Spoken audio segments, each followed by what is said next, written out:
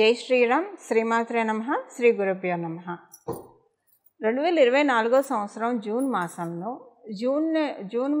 15వ తారీఖు నుంచి జూన్ నెల 29వ తారీఖు వరకు కూడా గోచారంలో ఒక విశేషాంశం ద్వాదశ రాశుల వాళ్ళకి చోటు చేసుకుంటుంది. ఆ విశేషాంశం ఏంటంటే బుధాదిత్య యోగం. బుధాదిత్య యోగం ద్వాదశ రాశుల వాళ్ళకి యాక్టివ్ కాబోతూ ఉంది గోచార గ్రహస్థితుల రీత్యా. అసలు ఏంటి బుధాదిత్య యోగము, దీనివల్ల వచ్చే ఫలితాలు ఏంటి, ఇవన్నీ మనం చూద్దాము. బుధాదిత్య యోగం ఎప్పుడైనా సరే రవి బుధులు కలిసి ఒక రాశిలో ఉంటే కనుక దాన్ని బుధాదిత్య యోగం అంటాము. ఈ బుధాదిత్య యోగము 12 రాశుల్లో కూడా రవి బుధులు కలిసే అవకాశం కలుస్తారు. ఎందుకంటే రవి బుధులు ఇద్దరు కూడా పక్కపక్క రాశుల్లోనే ఉంటారు, లేదంటే చాలా టైమ్స్ వాళ్ళిద్దరు కలిసి ఒక రాశిలోనే సంచారం చేస్తూ ఉంటారు. అంత మాత్రాన అందరికీ బుధాదిత్య యోగం అప్లికేబిలిటీ ఉండదు. మీరు పుట్టినప్పుడు మీ జన్మ జాతకంలో కనుక రవి బుధులు ఇద్దరు మిథున రాశిలో ఉన్న, కన్యా రాశిలో ఉన్న, అలాగే సింహరాశిలో ఉన్న, మేషరాశిలో ఉన్నా కూడా బుధాదిత్య యోగం వర్తిస్తుంది. ఈ రాశుల్లో కనుక రవి బుధులు మీరు పుట్టినప్పుడు ఉంటే కనుక మీ జన్మ జాతకంలో మీకు బుధాదిత్య యోగం వర్తిస్తుంది. ఇప్పుడు అందరికీ అలా పుట్టాలని ఉండదు కదా. అప్పుడు గోచారంలో వచ్చినది డెఫినెట్గా మనం ఒడిసి పట్టుకోవడానికి అవకాశం ఉంటుంది. అలా ఒడిసి పట్టుకోవడానికి ఏం పరిహారం చేస్తే మీ జన్మ జాతకంలో లేకపోయినా మీరు యాక్టివేట్ చేసుకోవచ్చు. ఇప్పుడు గోచారంలో ఇస్తుంది కాబట్టి మీరు యాక్టివేట్ చేసినా చేసుకోకపోయినా ఫలితం మీకు ఉంటుంది. కాకపోతే ఫలితాన్ని మీరు 100% ఫలితాన్ని 80% తీసుకోగలుగుతారా, లేదంటే మీరు యాక్టివేట్ చేసుకోకపోయినా మీకు 40 to 50% వస్తుంది. సో తెలుసుకోవడం వల్ల మనం ఆ పరిహారం చేయడం వల్ల మ్యాక్సిమం దాన్ని మనం గ్రహించడానికి, ఆ యోగాను మనం కంప్లీట్గా అబ్జర్వ్ చేయడానికి అవకాశం ఉంటుంది. ఈ బుధాదిత్య యోగం ఇప్పుడు మనం ఈ రాశిలో ఉంటే బాగుంటుందని తెలుసుకున్నాం కదా. మీరు పుట్టినప్పుడు కనుక ఈ రాశిలో మీకు బుధాదిత్య యోగం ఉంటే ఇప్పుడు గోచారంలో వచ్చింది కాబట్టి ఇది నిజంగా ఇంకా చాలా ప్లస్ అవుతుంది. మీకు అందరికంటే కూడా ఎక్కువగా మీకు శుభ ఫలితాలు ఉంటాయి. అయితే ఇప్పుడు మనం కొంతమంది మనకి చెప్పే కంప్లైంట్, మనం తరచుగా వినే కంప్లైంట్ ఏంటంటే నాది యోగ జాతకం కాదు అని కొంతమంది బాధపడుతూ ఉంటారు, అనుకుంటూ ఉంటారు. వాళ్ళ జాతకాన్ని వాళ్ళు నిందించుకుంటూ ఉంటారు. అయితే యోగాలు అనేవి మనకి గోచరంలో గ్రహదేవతలు కలిగిస్తూ ఉంటారు. మనం పుట్టినప్పుడు గోచర గ్రహదేవతలు కావచ్చు, మన జన్మ గ్రహస్థితుల్లో యోగాలు ఉంటే అవన్నీ యాక్టివేట్ అవుతాయి. ఒక్కొక్కసారి మనకున్న యోగాలు నిద్రాణంగా కూడా ఉంటాయి, వాటిని యాక్టివేట్ చేసుకుంటేనే యాక్టివేట్ అవుతాయి. ఒక్కోసారి అవయోగాలు కూడా నిద్రాణంగా ఉంటాయి. అవయోగాలు నిద్రాణంగా ఉంటే మంచిదే, వాటిని యాక్టివేట్ చేసుకోకపోతే మనకంటే ఈ జన్మలో అవయోగం ఉన్నా కూడా పూర్తిగా అనుభవించకుండా మనల్ని తేలిగ్గా గట్టెక్కిస్తాడు పరమాత్ముడు. సో అవయోగం నిద్రాణంగా ఉంటే అక్కడ అర్థం ఏంటంటే ఇంకా భగవద్ ఉపాసన, భగవద్ ఆరాధన ఎక్కువగా చేసుకుంటే ఆ అవయోగం నుంచి తొందరగా మనం అంటే వచ్చే జన్మలకి, ఉత్తర జన్మలకి వాటిని క్యారీ చేసుకోకుండా కాపాడబడతాం. ఒకసారి తెలియకుండా కూడా చాలామంది అవయోగాలను యాక్టివ్ చేసుకుంటూ ఉంటారు. అవయోగాలను ఎలా యాక్టివ్ చేసుకుంటారు అనే విషయం అసలు దీనికి సంబంధించి సపరేట్గా ఒక స్పెషల్ వీడియో మళ్ళీ మనం మాట్లాడుకుందాం. బట్ ఇప్పుడు దీనికి సంబంధించి మనం మాట్లాడుకుందాం. యోగం ఇనాక్టివ్లో ఉంటే కష్టం కదా. యోగం ఇనాక్టివ్లో ఉంటే యోగాన్ని యాక్టివేట్ చేసుకోవాలి. ఇప్పుడు గోచారంలో నాది యోగ జాతకం కాదు అని బాధపడేవాళ్ళు, వాళ్ళ కోసమే గోచారంలో గ్రహస్థితులు మనకి ఇలాంటి చక్కటి అవకాశాన్ని కల్పిస్తూ ఉంటాయి అన్నమాట. ఈ యోగం వచ్చింది, ఇది చేసుకుంటే కనుక మీకు అది ఇంకా మొత్తంగా మీరు తీసుకోవడానికి అవకాశం ఉంటుంది. లేకపోయినా కూడా ఉంటుంది, అవి పరిహారం చేసుకుంటే ఇంకా ఎక్కువగా గ్రాప్ చేసుకోవడానికి అవకాశం ఉంటుంది. ఇప్పుడు చూడండి, మనకి లాటరీ ఉంటుంది. ఇప్పుడు లాటరీలను చాలామంది వేస్తూ ఉంటారు. అప్పుడు ఒక్కొక్కసారి లక్కీ డిప్లో కొంతమందికి వస్తూ ఉంటుంది. అంటే వాళ్ళకి యోగం స్టార్ట్ అయ్యి యాక్టివేట్ అయితేనే అలాంటివి వస్తుంటాయి. అంటే ఇది ఓన్లీ దీనికనే చెప్పట్లా, ఉద్యోగంలో ప్రమోషన్ కావచ్చు, వాళ్ళు లక్కీ ఫెలో అని అనుకుంటారు. వ్యాపారస్తులను కావచ్చు, ఉద్యోగస్తులను కావచ్చు, ఎక్కువగా శ్రమ పడకుండా సంపాదించేస్తున్నారు. ఎక్కువగా శ్రమ పడకుండా సంపాదించే జాతకులు గురుబలం ఉన్నవాళ్ళు, బుధాదిత్య యోగం ఉన్నవాళ్ళని నిస్సందేహంగా చెప్పచ్చు. ఉద్యోగ వ్యాపారంలో వాళ్ళు రాణిస్తున్నారు ఎక్కువ శ్రమ పడకుండా అంటే డెఫినెట్గా వాళ్ళకి గురుబలం, రవి బుధ బలం అంటే బుధాదిత్య యోగం ఉంటేనే ఉంటుంది. దానికి ఏం పరిహారం చేసుకోవాలి? ఇప్పుడు మీ అందరికీ కూడా బుధాదిత్య యోగం యాక్టివేట్ అవ్వాలంటే ఇప్పుడు గోచారంలో ఉంది కాబట్టి అది యాక్టివేట్ అవ్వాలంటే ఇప్పుడు గోచారంలో మనకి వర్షం పడుతూనే ఉంటుంది. దాన్ని నిల్వ చేసుకునే వాళ్ళకి సంవత్సరం అంతా స్కేర్సిటీ లేకుండా చక్కగా వాటర్ సరిపోతుంది. నిల్వ చేసుకోలేని వాళ్ళకి అందరితో పాటు వర్షం పడుతుంది, కానీ నిల్వ చేసుకోలేరు కదా. సో అలానే ఇక్కడ సేమ్ అదే విషయం వర్తిస్తుంది. అలాగే ఇప్పుడు టీచరు ఒక క్లాసులో కావచ్చు, ఒక యూనివర్సిటీలో కావచ్చు, టీచర్ అందరికీ సమానంగా టీచ్ చేస్తుంది. కానీ యోగం బాగా ఉన్నవాళ్ళు ఎక్కువ పాయింట్స్ క్యాచప్ చేయగలుగుతారు. టీచర్ చెప్పిన దాంట్లో ఎక్కువ పాయింట్స్ వాళ్ళు ఎక్స్ట్రాక్ట్ చేయగలుగుతారు వాళ్ళ బ్రెయిన్ తోటి. కొంతమంది అసలు చెప్పింది కూడా క్యాచప్ చేయలేకపోతారు. కొంతమంది చెప్పినంత వరకే క్యాచప్ చేస్తారు. కొంతమంది ఎక్స్ట్రాక్ట్ చేసుకుంటారు, ఇంకా కొన్ని క్వశ్చన్స్ కూడా అడుగుతారు. సో ఇదంతా ఎవరికి జరుగుతుంది? జన్మజాతకంలో బాగా యోగం ఉన్న వాళ్ళకి. సో టీచర్ అందరికీ చెప్తుంది. అలాగే ప్రకృతి మనందరికీ యోగాన్ని ఇచ్చినా కూడా, అంటే గోచరంలో యోగాన్ని ఇస్తుంది. ఎవరికి ఎక్కువగా క్యాచప్ చేసుకోగలుగుతారు? వాళ్ళ జన్మజాతకంలో ఆల్రెడీ యోగంలో పుట్టిన వాళ్ళు ఎక్కువ క్యాచప్ చేసుకోగలుగుతారు ఈ గోచరంలో వచ్చిన యోగాన్ని కూడా.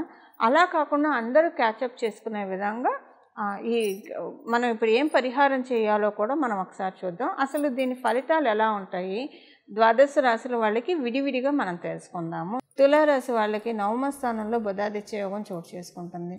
నవమ స్థానంలో చోటు చేసుకున్న బుధాదిత్య యోగం మీకు అంటే కమ్యూనికేషన్ ద్వారా కొన్ని స్వీట్ న్యూస్లు మీరు వింటారు, మంచి శుభవార్తలు మీరు వింటారు. మీ జీవితానికి సంబంధించిన కావచ్చు, లేదా పక్క వాళ్ళ జీవితానికి అంటే మీ సర్కిల్లో తెలిసిన వాళ్ళ జీవితానికి సంబంధించిన కావచ్చు, స్వీట్ న్యూసెస్ వింటారు. సో మీ జీవితానికి సంబంధించిన శుభవార్తలు అయితే మీకు సంతోషమే, కానీ మీ సర్కిల్లో ఉన్న వాళ్ళకి సంబంధించిన శుభవార్త వింటే సంతోషం అయితే పడతారు. డెఫినెట్గా అందరం బాగుండాలని అందరం కోరుకుంటాం కాబట్టి. కానీ దానివల్ల మీకు ఒరిగే బెనిఫిట్ ఏంటి అంటే, అలా మీరు న్యూస్ వింటున్నారంటే మీకు బుధాదిత్య యోగం యాక్టివేట్ అవుతుంది. సో డెస్టినీ తన చేతుల్లో తీసుకుని మీకు ఫలితాన్ని రాబోయే 5 నెలల్లో చాలా చక్కటి ఫలితాలని ప్రసాదిస్తుంది.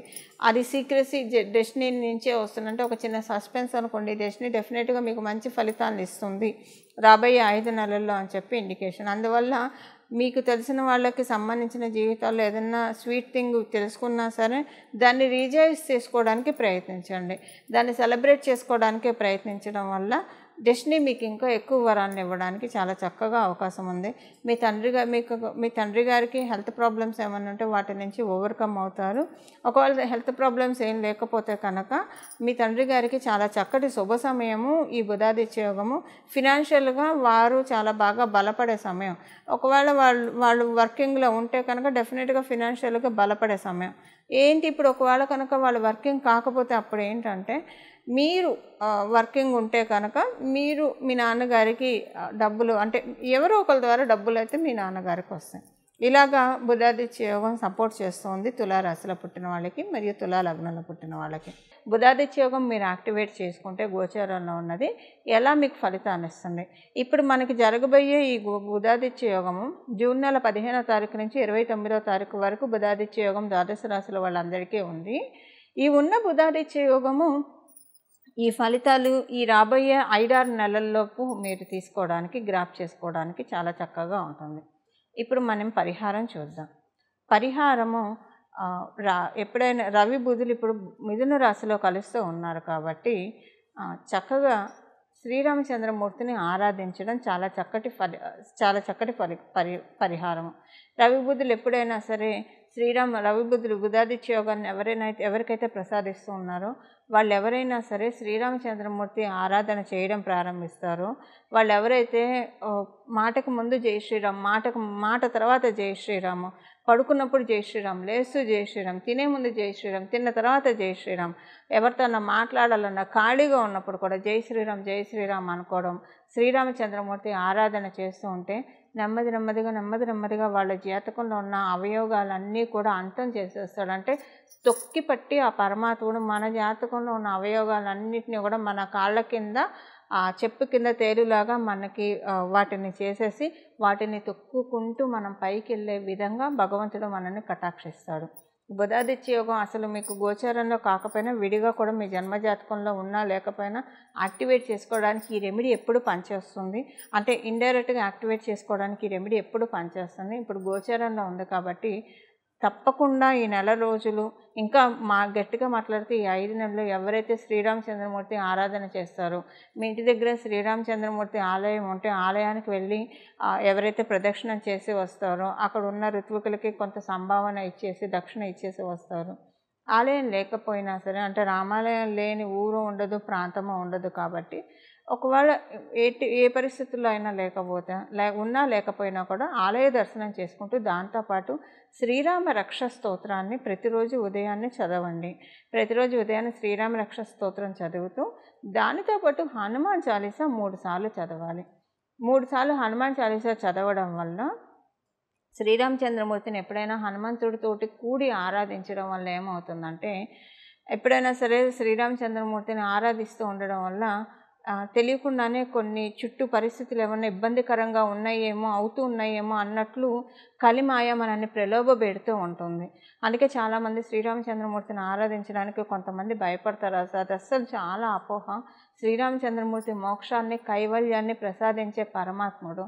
ఆయన్ని పట్టుకొని సర్వస్వ శరణాగతి చేస్తే మన జీవితంలో సాధించలేనిదంటూ ఏముండదు. కాకపోతే ఈ కలిమాయ వల్ల, ఈ లౌకిక మాయ వల్ల భయపడుతూ ఉంటారు చాలామంది. అసలు చదువుకోగానే ప్రారంభించగానే ఏవో ఒక అవరోధాలు, ఇంట్లో ఏవో ఒక ప్రతికూలతలు చూసి అమ్మో ఈ పూజ వల్ల ఇలా అయిందేమో అన్న భ్రమలోకి, అపోహలోకి వెళ్ళిపోతారు. వాళ్ళు వెళ్ళేది ఆ భ్రమ అపోహలోకి కాదు, వాళ్ళకి తెలియకుండానే వాళ్ళు ఊబిలోకి కూరుకుపోతారు. ఊబిలోకి కూరుకుపోయిన వాళ్ళని పరమాత్ముడు కూడా కాపాడలేడని మనకు తెలుసు కదా. అలాంటి పరిస్థితుల్లోకి కలిపురుషుడు, కలిమాయ లాగేస్తుంది అనమాట. అందువల్ల అలాంటి ప్రలాభాలకు అస్సలు లోన్ అవ్వకండి.